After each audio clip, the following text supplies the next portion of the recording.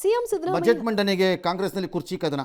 ಅವರು ಇವತ್ತು ಡೆಲ್ಲಿಗೆ ಹೋದ್ರಂತೆ DCM, ಅದೇನೋ ಪ್ರಿಯಾಂಕಾ ಗಾಂಧಿ ಸಭೆ ಕರೆದಿದ್ದಾರೆ ಅಂತ. ಅದಕ್ಕೆ ಮೊದಲು ನಾನು DCM ಮಾತಾಡ್ಕೊಂಬಿಟ್ಟಿದ್ದೀವಿ, CM ಅದು ವರಿಷ್ಠರ ಜೊತೆ.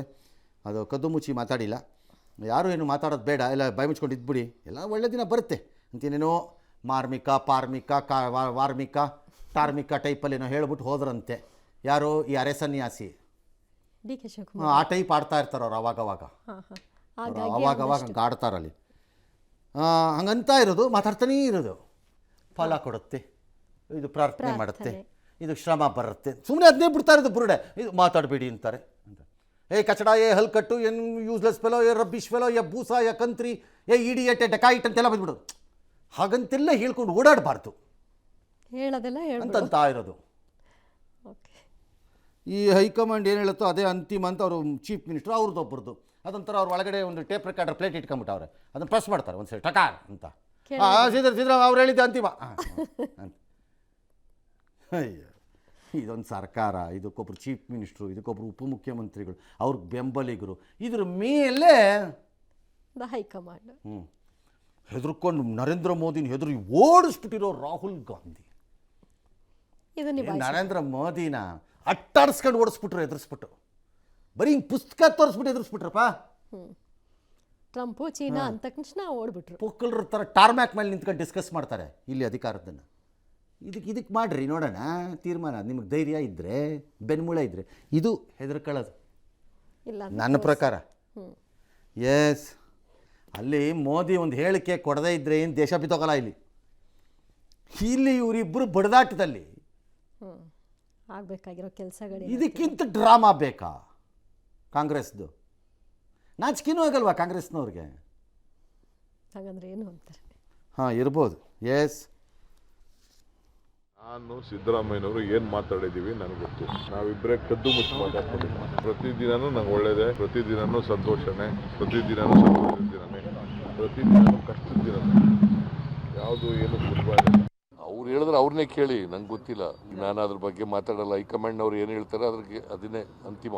ನೀವು ಸುಮ್ಮನೆ ಏನೇನೋ ಪ್ರಶ್ನೆ ಕೇಳಿದ್ರೆ ಇಲ್ಲಪ್ಪ, ನಾನು ಕರೀದಿನ ಯಾಕೆ ಹೋಗ್ಲಮ್ಮ, ಕರೆದ್ರೆ ಹೋಗ್ತೀನಿ.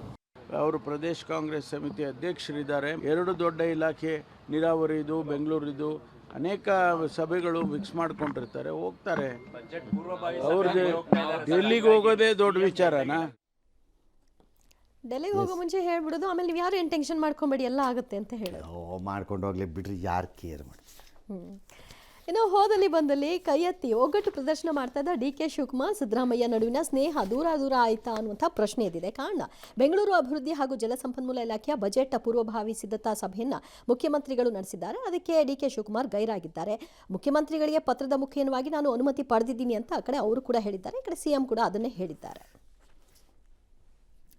ಏನಿಲ್ಲ, ಗೊಂದಲ ಯಾರಿಗೂ ಬೇರೆಯವ್ರಿಗೆ ಇರ್ಬೋದು, ನನಗೆ ಯಾವ ಗೊಂದಲನೂ ಇಲ್ಲ. ಬೇರೆಯವರೆಲ್ಲ ಇದಕ್ಕೆ ಟೆನ್ಷನ್ ತಗೊಳ್ಳೋದು, ಸ್ಟೇಟ್ಮೆಂಟ್ ಕೊಡೋದ್ರಿಂದ ಯಾರಿಗೂ ಏನೂ ಪ್ರಯೋಜನ ಆಗೋದಿಲ್ಲ. ನಿನ್ನೆ ಬಜೆಟ್ ಮೀಟಿಂಗ್ ಮಾಡಿದ್ದೀನಿ ನಾನು, ನಮ್ದೆಲ್ಲ ಪ್ರೆಸೆಂಟ್ ಮಾಡ್ತಾರೆ, ಆಮೇಲೆ ಮತ್ತೆ ಬಂದು ನಾನು ಅವ್ರ ಹತ್ರ ಮಾತಾಡ್ತೀನಿ. ಲೆಟರ್ ಬರೆದಿದ್ದಾರೆ, ಲೆಟರ್ ಬರೆದು ನನಗೆ ಅಸ್ಸಾಂ ಚುನಾವಣಾ ಮೀಟಿಂಗ್ ಇದೆ, ಅಲ್ಲಿಗೆ ಹೋಗ್ಬೇಕಾಗಿದೆ ಡೆಲ್ಲಿಗೆ, ಅದಕ್ಕೋಸ್ಕರವಾಗಿ ನಾನು ಬರ್ಲಿಕ್ಕಾಗಲ್ಲ. ಅವರ ಒಂದು ಉಪಸ್ಥಿತಿಯಲ್ಲಿ ಮೀಟಿಂಗ್ ಆಗುತ್ತಲ್ಲ, ಇದು ಅವ್ರ ವೈಯಕ್ತಿಕ ಇರ್ಬೋದು, ಆದ್ರೂ ಇದು ರಾಜ್ಯದ ಪ್ರಶ್ನೆ ಅಲ್ವಾ ಸರ್? ಏನು ಬೇಕಾದ್ರೂ ಇರ್ಬೋದು. ಅಸ್ಸಾಂ ಚುನಾವಣೆ ನಾಳೆ ಇಲ್ಲ, ಇಷ್ಟು ಎಮರ್ಜೆನ್ಸಿ ಆಗಿ ನಾಳೆ ಇಲ್ಲ. ಇವತ್ತು ಆ ಸಭೆ ಮಾಡದೇ ಇದ್ದಿದ್ರೆ ಅಸ್ಸಾಮಲ್ಲಿ ಭೂಕಂಪ ಆಗಿ 76,000 ಜನ ಮೃತಪಡುತ್ತಾರೆ ಅಂತ ಏನಿಲ್ಲ ಅಲ್ಲಿ. ಅಥವಾ ಇವತ್ತಿನ ದಿನ ಮೀಟಿಂಗ್ ಆಗದೆ ಹೋಗ್ಬಿಟ್ರೆ ಪ್ರಿಯಾಂಕಾ ಗಾಂಧಿ ಎಂಬಾಕೆ ನಮ್ಮ ನಾಯಕಿ ಇನ್ನು ಕೈಗೆ ಸಿಕ್ಕಲ್ಲ, ಅವ್ರು ಮಾಡಿಸ್ಕೊಟ್ಟೋಗ್ತಾರೆ, ಮೂನ್ಗೊಟ್ಟೋಗ್ತಾರೆ. ಆಮೇಲೆ ಅಷ್ಟು ಬಿಸಿ ಏನಿಲ್ಲ. ಅಥವಾ ಅವ್ರು ಅಷ್ಟು ಬ್ಯುಸಿ ಇದ್ದಾರೆ, ಅಯ್ಯೋ ಇಂಪಾಸಿಬಲ್ ಅಂತ ಬ್ಯುಸಿನೂ ಇಲ್ಲ ಅವರು. ಜೀನಿ ಸ್ಲಿಮ್ ತಗೊಳಕ್ಕೆ ಸ್ಟಾರ್ಟ್ ಮಾಡಿದ್ನು, ಅವಾಗ ಮಂತ್ಲಿ ಪೀರಿಯಡ್ಸ್ ಆಗ್ತಾ ಇದ್ದೀನಿ. PCOD ಪ್ರಾಬ್ಲಮ್ ನಾರ್ಮಲ್ ಆಗಿದೆ, ಥೈರಾಯ್ಡ್ ನಾರ್ಮಲ್ ಆಗಿದೆ. ಪೀರಿಯಡ್ಸ್ ಎಲ್ಲ 6 ಮಂತ್ ಆದ್ರೂ ಆಗ್ತಾ ಇದ್ದಿಲ್ಲ, ಇವಾಗ ರೆಗ್ಯುಲರ್ ಪೀರಿಯಡ್ಸ್ ಆಗ್ತಾ ಇದೆ. ಜೀನಿ ಸ್ಲಿಮ್ ನ ಯೂಸ್ ಮಾಡಿ 8 ತಿಂಗಳಲ್ಲಿ 55 kg ಸಣ್ಣ ಆಗಿದ್ದಾರೆ. ಜೀನಿ ಸ್ಲಿಮ್ ತಗೊಳ್ಳಿ, ಬೇಗ ಸಣ್ಣ ಆಗ್ತೀರಾ, ಫ್ಯಾಟ್ ಲಾಸ್ ಆಗ್ತದೆ. ಜೀನಿ ಸ್ಲಿಮ್ ನ ಯೂಸ್ ಮಾಡಿ 100% ಯಾವುದೇ ಸೈಡ್ ಎಫೆಕ್ಟ್ ಇಲ್ದಂಗೆ ಸಣ್ಣ ಆಗ್ತೀರಾ.